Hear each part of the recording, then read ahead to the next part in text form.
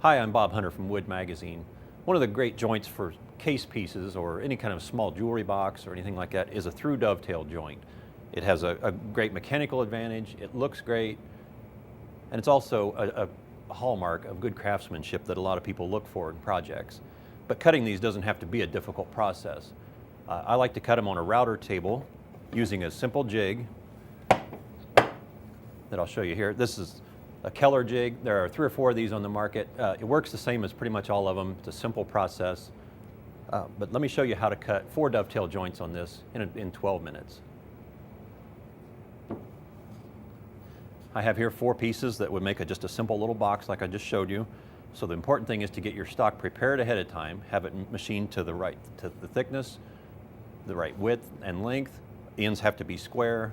Get them all cut ahead of time, and then you're ready to start on there. So the first thing we have to do to work with this jig is to mark the thickness on the ends of the board. Just simply lay it flat on there and just make a quick line across. And we'll do the same thing for the other board.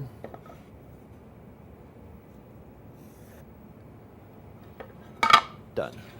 Now we need to find the center point of this board. This will help us align it on the jig. My board is 4 1/4, so I want to mark 2 1/8. There's my center point. Okay. Now on my jig, I've taken the liberty of scribing a center point on one of the fingers. I'm going to cut the tails first, so I'm starting with the tail side of the template. So I've scribed a center line, and then I marked it with a little bit of yellow highlighter just so I can see it easier.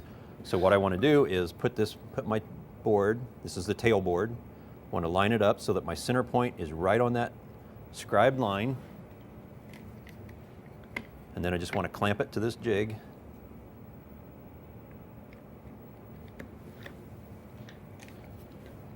I'll use 2 clamps on each piece just so it doesn't come loose while I'm routing, just to be safe. Now I want to put a stop block on here against the side so that I can do repeated passes and make sure that every one is exactly the same. So clamp your stop block in place. That looks good.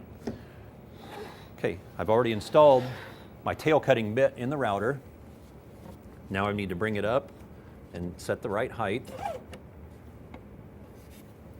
And the way to do that is we're going to bring the top of the cutter right up to that line that we just scribed. So let me bring that down. I want to be just slightly above it, about a 64th to a 32nd of an inch above that line. This way when we glue the box together, those will be slightly proud that you'll trim off. And that looks good there. Lock the router in place. Make sure my safety switch is on, and we're ready to go. Now we're ready to route our first board.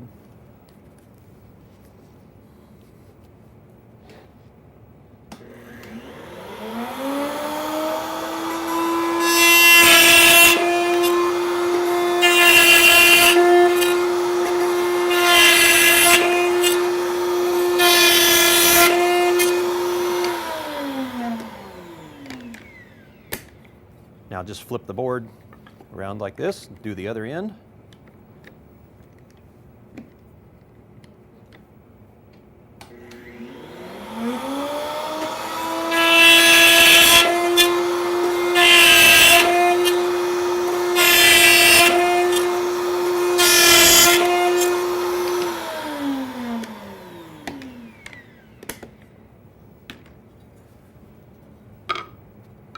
Go to our other tail board and do it as well.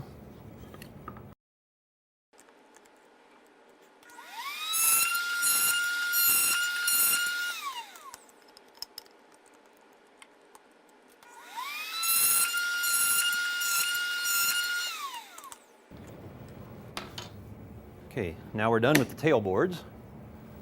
So let's take our stop block off. We'll need to change bits over to our pin cutting bit.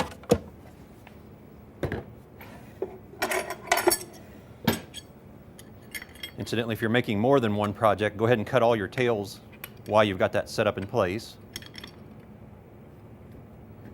It's easier to adjust it when you're doing the pins than it is to go back and set up the tails again.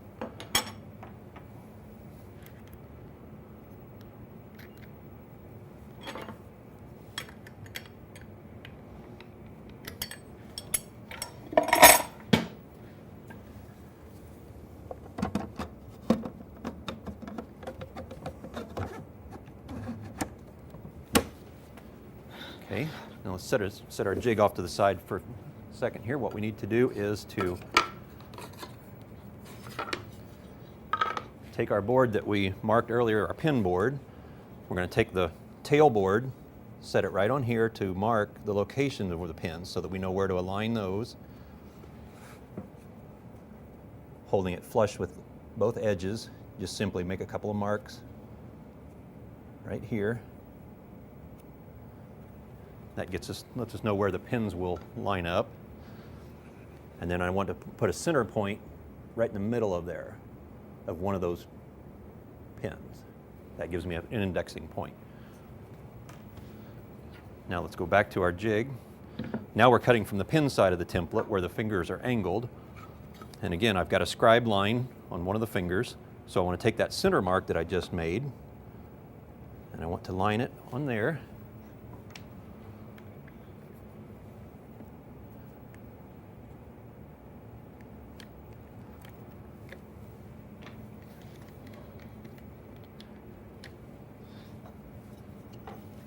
Bring my stop block back over.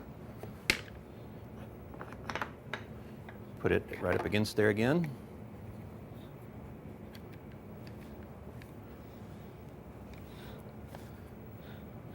Now I need to set the height the same way again.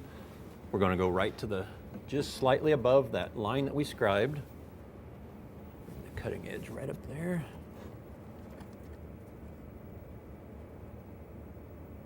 Right there looks good. Okay. And now, because I want to make sure I get a good fit, I don't want to use one of my pieces. So I've got a couple of test pieces cut up.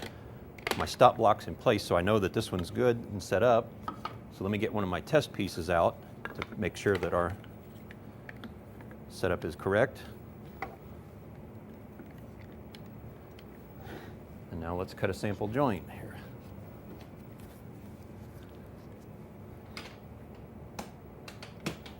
Forgot my safety switch.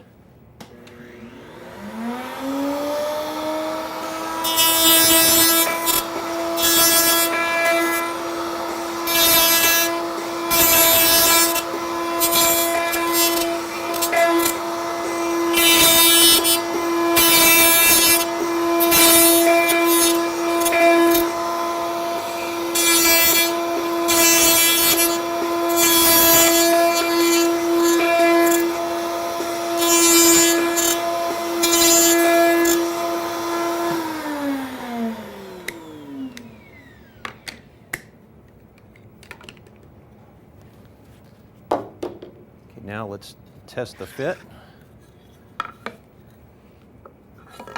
in the pins.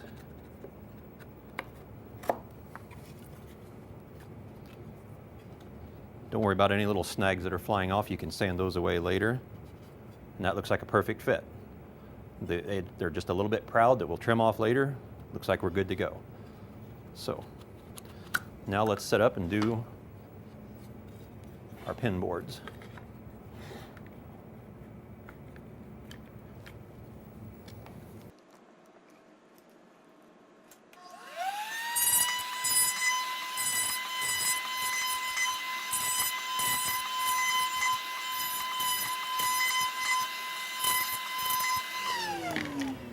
Now to cut the other end of the same board, it's important that you keep the same face forward. Just flip it over, put it against the stop block, because your pins have to angle the same direction.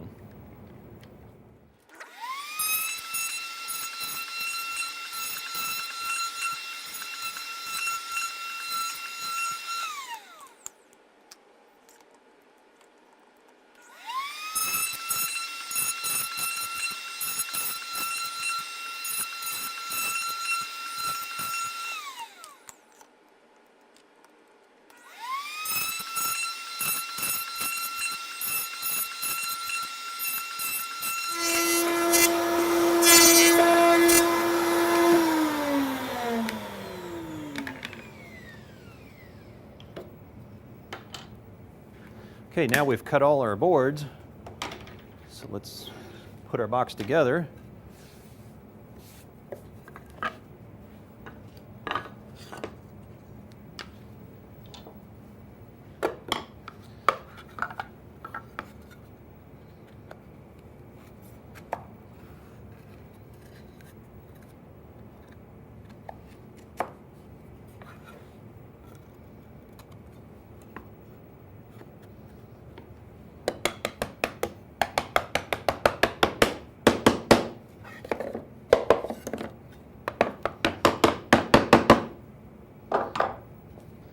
And there you have a nice dovetailed jointed box, all lined up and cut perfectly.